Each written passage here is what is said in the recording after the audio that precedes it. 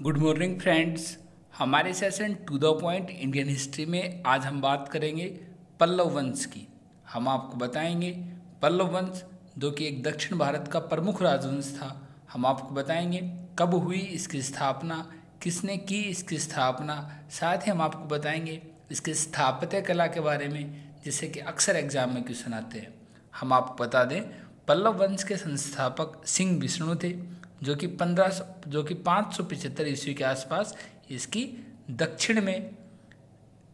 दक्षिण भारत में इसकी तमिलनाडु में कांचीपुरम के आसपास इस वंश की स्थापना की थी।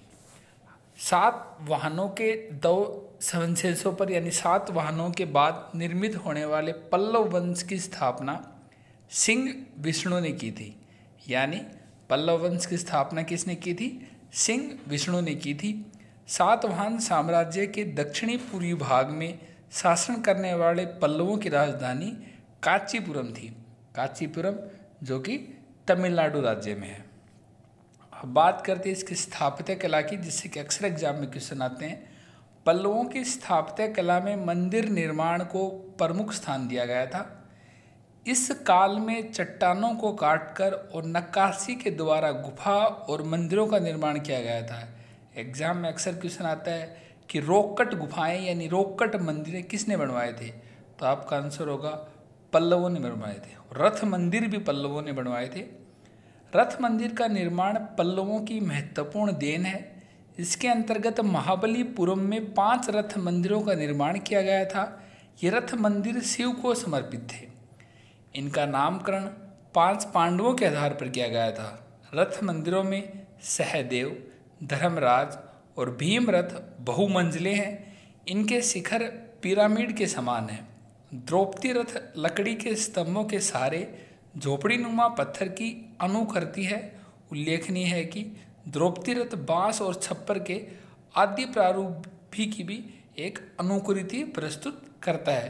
अक्सर एग्जाम में क्वेश्चन आता है कि रथ मंदिर का निर्माण किस वंश ने किया था? आपका आंसर होगा पल्लव वंश ने। इसके अलावा महाबलीपुरम में एकासम मंदिर का निर्माण किसने किया था? पल्लव वंश में। और पल्लव वंश में भी नरसिंहवर्मन प्रथम ने। एकासम मंदिर की संरचना जिसका निर्माण नरसिंहवर्मन प्रथम जो पल्लव वंश के शासक थे उन्होंने किया था।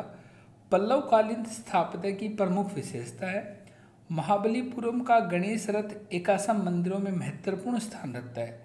3 मंजिला गणेश रथ में बेहतरीन नक्काशी की झलक मिलती है। राज सिंह द्वारा निर्मित कांचीपुरम के कैलाशनाथ मंदिर का पल्लव वंश के स्थापत्य में महत्वपूर्ण स्थान है। इस विशाल मंदिर की भव्यता काफ़ी मनोरम है। हम आपको बता दें कैलाशनाथ मंदिर का निर्माण भी पल्लव वंश ने ही करवाया था। इस मंदिर के निर्माण में द्रविड़ स्थापत्य कला की शुरुआत हुई थी इसी मंदिर से। पल्लवों के काल में स्थापत्य के बाद साहित्य के क्षेत्र में काफ़ी प्रगति देखने को मिलती है। पल्लव शासकों द्वारा संस्कृत भाषा को संरक्षण प्रदान किया गया था।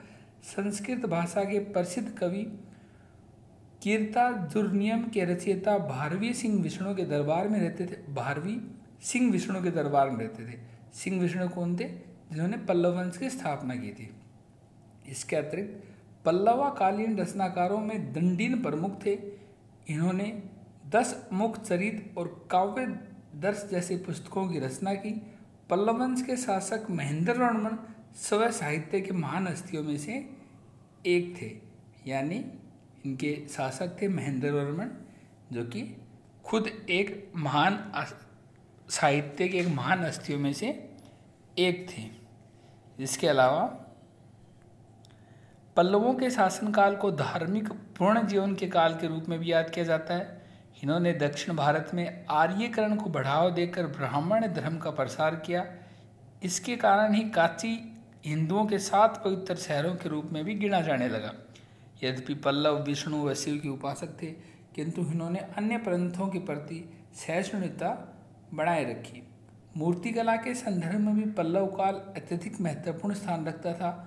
महाबलीपुरम के 7 विशाल के पगोड़ा के साथ महिषासुर मर्दनी, गज लक्ष्मी, अर्जुन का तप आदि प्रतिमाओं को भी पल्लवों का संरक्षण प्राप्त था।